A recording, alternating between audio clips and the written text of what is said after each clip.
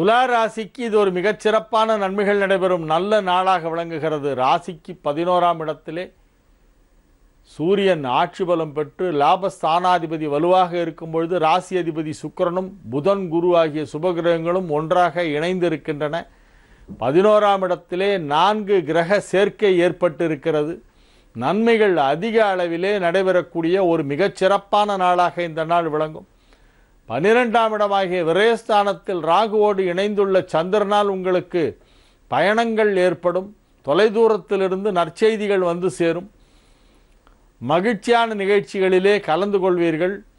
புதிய பொருட்கள் வாங்குவது, ஆடை அணிகலன் வாங்குவது போன்றவையெல்லாம் செய்யக்கூடிய வாய்ப்பு இருக்கிறது. நன்மைகள் அதிக அளவில் நடைபெறும். உற்றார் உறவினர் நண்பர்கள் சிலரை நீண்ட நாட்களுக்கு பிறகு சந்தித்து அவர்களோடு மகிழ்ச்சியாக நீங்கள் பொழுதை கழிக்கக்கூடிய ஒரு நல்ல நாளாக இந்நாள் விளங்குகிறது. இது ஒரு மிகச்சிறப்பான நன்மைகள் நடைபெறும் நல்ல நாள்.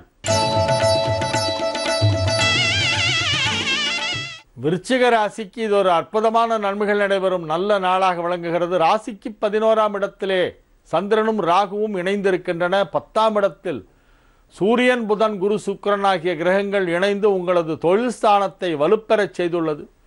தொழில் ஸ்தானாதிபதி ஆட்சி பலம் பெற்றிருக்கிறது. அதை தவிர 3 சுபகிரகங்கள் அங்கே இணைந்திருக்கின்றன. ஆகவே எந்த தொழில் இருந்தாலும் சரி, மிகப்பெரிய வளர்ச்சி உங்களது தொழிலில் இப்பொழுது ஏற்பட போகிறது.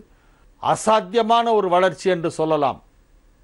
சாதாரணமாக நடக்கக்கூடிய ஒரு வளர்ச்சி அல்ல, மிகப்பெரிய ஒரு வளர்ச்சி. அது உங்களின் வாழ்க்கை தரத்தை உயர்த்திவிடும். உங்களுடைய ப்ரொஃபைலே சேஞ்ச் ஆகிடும் அப்படியே டோட்டலாக. அந்த மாதிரி ஒரு அற்புதமான ஒரு நேரம் இப்பொழுது நடைபெற்று கொண்டிருக்கிறது. மிகப்பெரிய வெற்றிகளெல்லாம் தொழிலிலே கிடைக்கப் போகின்றன.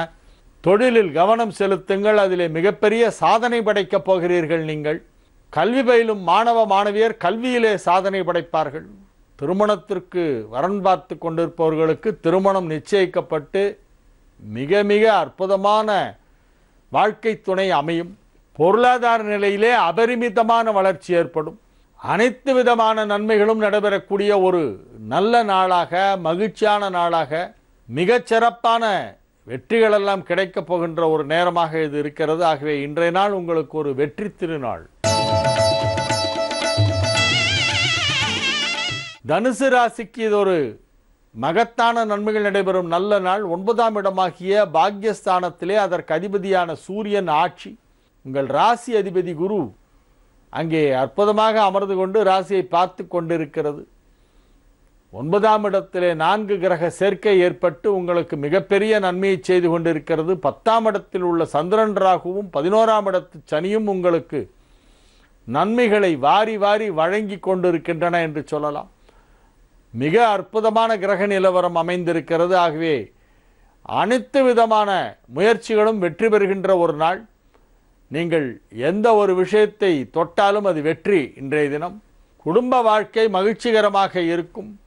பொருளாதார நிலையிலே கணிசமான முன்னேற்றம் ஏற்படும். நன்மைகள் அதிக அளவில் நடைபெறக்கூடிய ஒரு நல்ல நாளாக இந்நாள் விளங்கும்.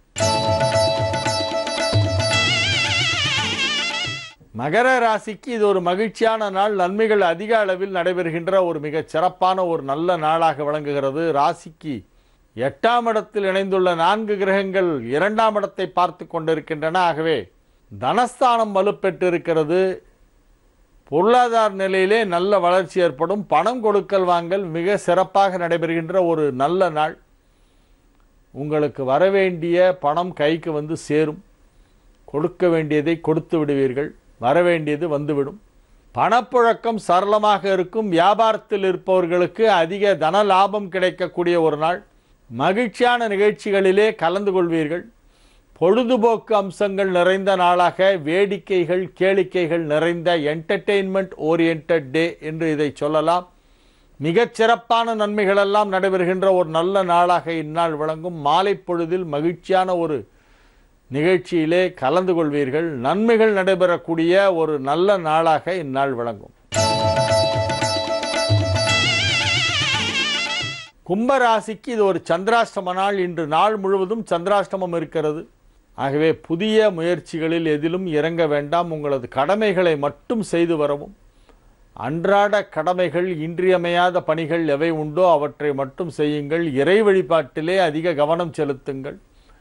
ராமநாமத்தை ஜபித்து கொண்டிருங்கள். மனதை கட்டுப்படுத்துவதற்கு அது துணை புரியும்.